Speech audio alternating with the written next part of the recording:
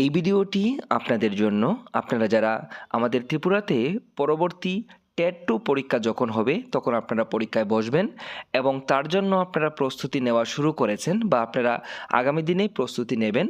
তো অনেকেই আপনারা আমাকে এসএমএস করেছেন যে স্যার আমাদের যদি টেট 2 সিলেবাসের চাইল্ড ডেভেলপমেন্ট অ্যান্ড পেডাগোগি বা সিডিপির যে সিলেবাস রয়েছে সেই সিলেবাসটা যদি আপনি আলোচনা করে দিতেন তাহলে আমাদের অনেকটাই সুবিধা হতো। তো যে কোনো পরীক্ষায় বসার আগে তার সিলেবাস সম্পর্কে আমাদের ধারণা থাকা অবশ্যই প্রয়োজন।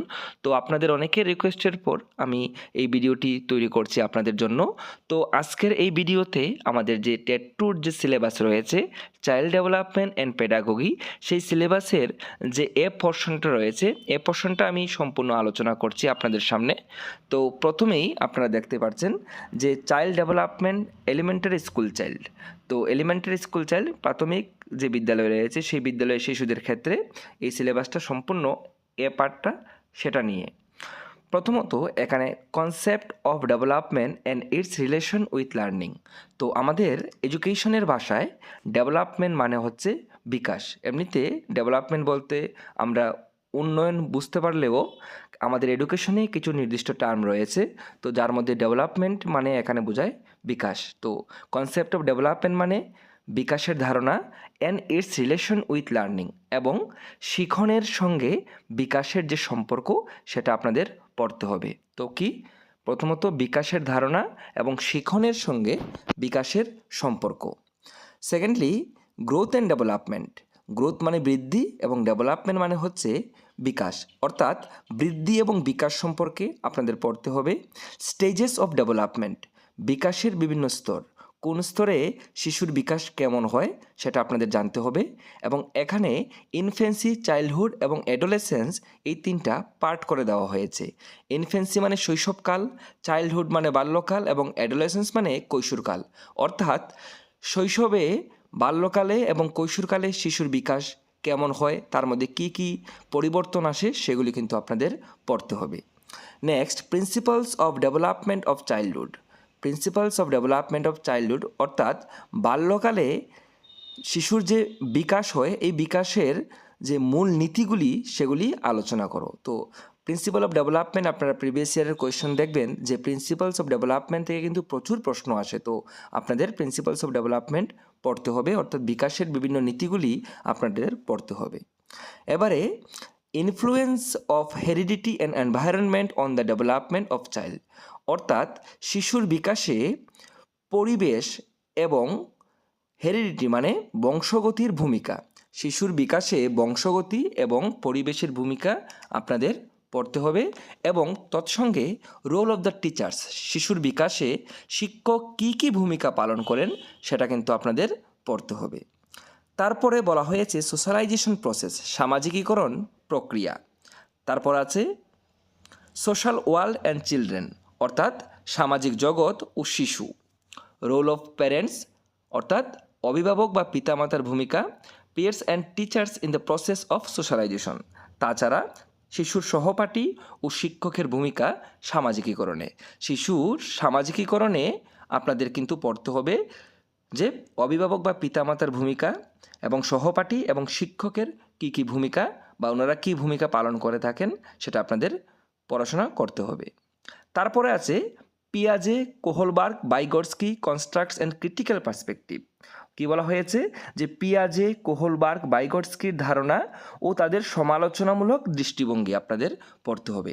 এখানে খুব ইম্পর্টেন্ট যে টপিকগুলি এর মধ্যে হচ্ছে এই পিয়াজে, কোহলবার্গ, বাইগটস্কি, এই তাদের যে থিওরিগুলি রয়েছে সেগুলি খুবই ইম্পর্টেন্ট, সেগুলি আপনাদের অবশ্যই পড়তে হবে। যদি কোনো থিওরি পড়তে আপনাদের অসুবিধা হয়, আপনি যদি বলেন আপনারা যে আলোচনা করে দেওয়ার জন্য, তাহলে আমি ভিডিও দিয়ে আপনাদের সামনে আলোচনা করে দিতে পারবো, সমস্যা নেই।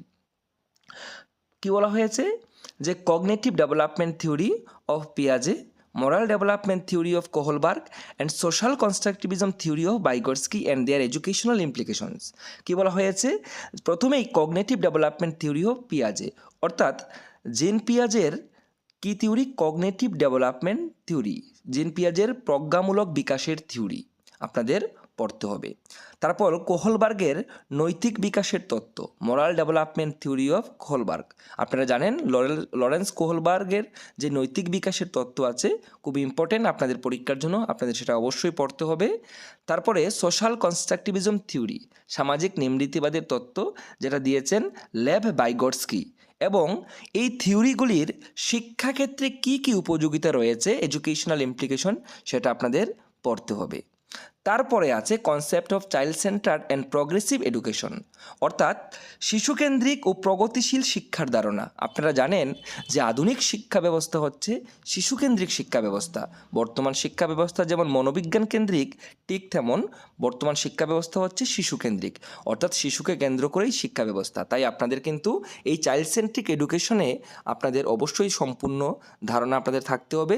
এবং প্রগ্রেসিভ এডুকেশন বা আপনারা যেটা রয়েছে যে প্রগতিশীল শিক্ষার ধারণা, যেটা ডিউই সেক্ষেত্রে অনেক গুরুত্বপূর্ণ ভূমিকা পালন করেছেন প্রগ্রেসিভ এডুকেশনের ক্ষেত্রে, সেটা আপনাদের জানতে হবে।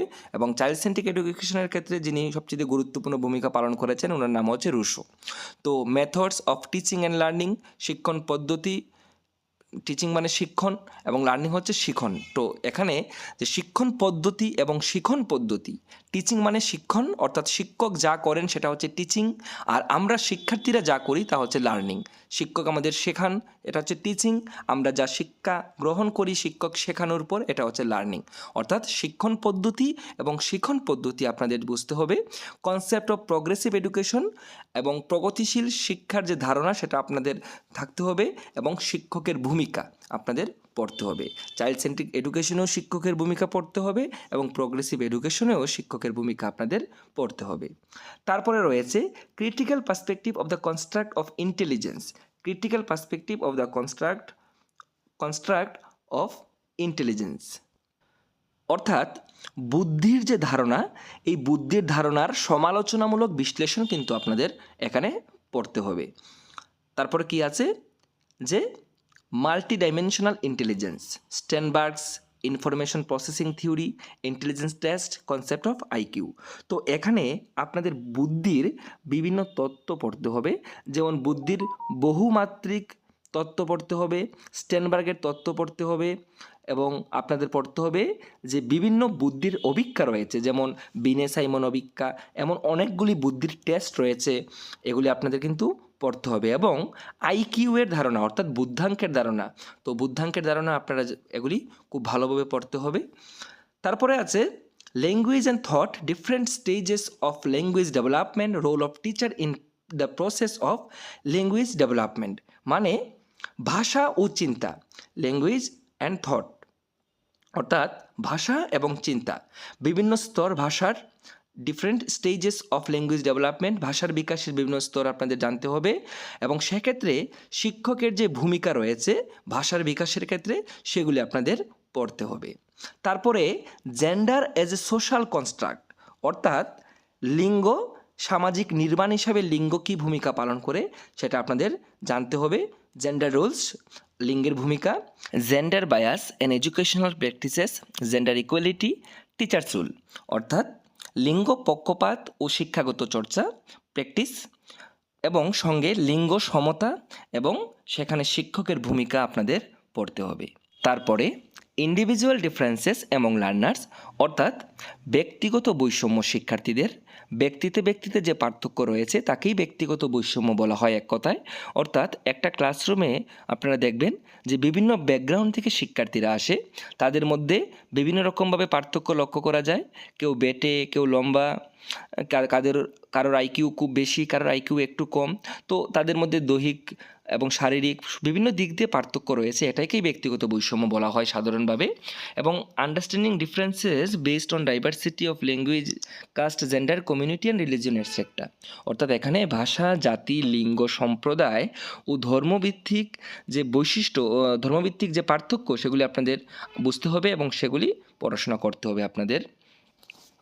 তারপরে distinction between assessment for learning and assessment of learning, এখানে পড়তে হবে শিক্ষার জন্য মূল্যায়ন ও শিক্ষার মূল্যায়নের মধ্যে পার্থক্য। আপনারা জানেন ইভ্যালুয়েশনের বাংলা হচ্ছে মূল্যায়ন, কিন্তু এখানে অ্যাসেসমেন্টও মূল্যায়ন হিসেবেই ব্যবহৃত হয়েছে, যদিও মেজারমেন্ট, অ্যাসেসমেন্ট এবং ইভ্যালুয়েশন তিনটের মধ্যে পার্থক্য রয়েছে। তারপরে বলা হয়েছে যে school base assessment, continuous and comprehensive evaluation, perspectives and procedures. বলা হয়েছে যে বিদ্যালয় ভিত্তিক মূল্যায়ন এবং ধারাবাহিক ও সামগ্রিক মূল্যায়ন, যেটা সিসিই মানে কন্টিনিউয়াস অ্যান্ড কম্প্রিহেন্সিভ ইভ্যালুয়েশন, যেটাকে আমরা ধারাবাহিক ও সামগ্রিক মূল্যায়ন বা নিরবচ্ছিন্ন মূল্যায়ন বা সামগ্রিক মূল্যায়ন আমরা বলে থাকি। তো তার প্রসিডিউরস এবং আপনাদের কি পড়তে হবে, পার্সপেক্টিভস আর দৃষ্টিভঙ্গি এবং পদ্ধতিগুলি আপনাদের পড়তে হবে। তারপর রয়েছে formulating appropriate questions for assessing readiness levels of learners, for enhancing learning and critical thinking in the classroom, and for assessing learners achievement। অর্থাৎ শ্রেণীকক্ষে শিক্ষার্থীদের যে শেখার প্রস্তুতি ও সমালোচনামূলক চিন্তাভাবনা সেগুলি কিভাবে উন্নয়ন করা যায়, উপযুক্ত প্রশ্ন তৈরি করা এবং শিক্ষার্থীদের সাফল্য, এগুলির মূল্যায়ন। তো এই সংক্রান্ত বিষয়গুলি আপনাদের কিন্তু পড়তে হবে। তো আশা রাখছি আপনাদের অনেকটাই হেল্প হবে এই পোর্শনটা থেকে। আমি সেগুলি আপনাদের সামনে আলোচনা করে দিলাম। যদি এখান থেকে কোনো টপিক আপনাদের বুঝতে অসুবিধা হয় তাহলে আপনারা বলবেন, আমি অবশ্যই চেষ্টা করব আপনাদের সামনে আলোচনা করার জন্য।